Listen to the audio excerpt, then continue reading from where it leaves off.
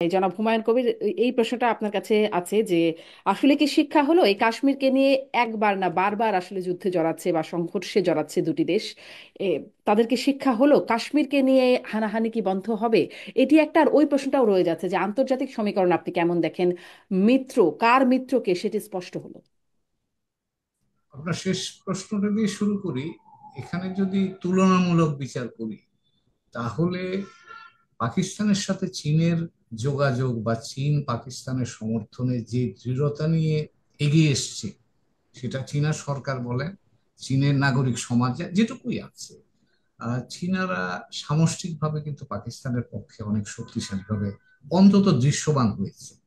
সেই তুলনায় কিন্তু ভারতের পক্ষে এক ইসরায়েল ছাড়া আর কাউকে ওইভাবে দেখা যায়নি। টার্কি অবশ্য পাকিস্তানকে মোটামুটি সমর্থন করেছে।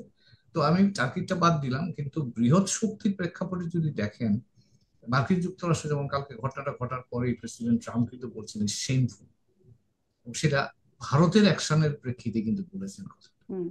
এবং তিনি বলছেন যে ইট উইল এন্ড সুন, মানে তার আশা হচ্ছে এটা তাড়াতাড়ি শেষ হয়ে যাবে।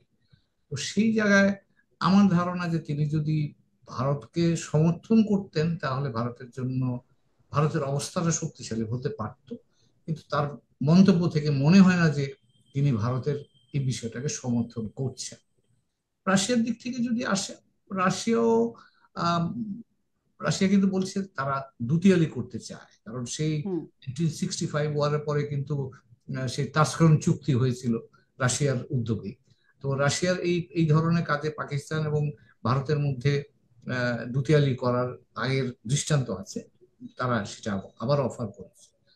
তুলনামূলক বিচারে যদি বলেন আন্তর্জাতিকভাবে, আহ পাকিস্তানের জন্য চীনের শক্তিশালীভাবে দাঁড়ানো ছাড়া ভারতের দিকে খুব শক্তিশালীভাবে কেউ ওইভাবে আসেনি। এবং এটার কারণটা হচ্ছে আমার ধারণা যে যেই ন্যারেটিভটা দিয়ে ভারত এবার তা এই আক্রমণের দিকে গেছে, এই ন্যারেটিভটা যথেষ্টভাবে শক্তিশালীভাবে বিশ্বের কাছে তারা হয়তো তুলে ধরতে পারেনি। তারা বলছে পাকিস্তান থেকে এরা এসেছিল বা জয়সে মোহাম্মদের লোক বা এরকম কিছু, কিন্তু পাকিস্তানও বলছিল যে এটা একটা ইন্ডিপেন্ডেন্ট ইনভেস্টিগেশন হোক। আরো অনেক দেশ বলেছিল ইনভেস্টিগেশন হোক। ভারত কিন্তু সেই ইনভেস্টিগেশন দিকে যায়নি।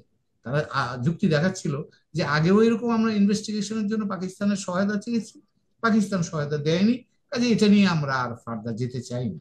কিন্তু যুক্তির বিচারে কিন্তু অনেকেই প্রশ্নটা তুলছে, সেটা ভারতের মধ্যেও এসছে, যে ঘটনাটা কি ঘটেছে।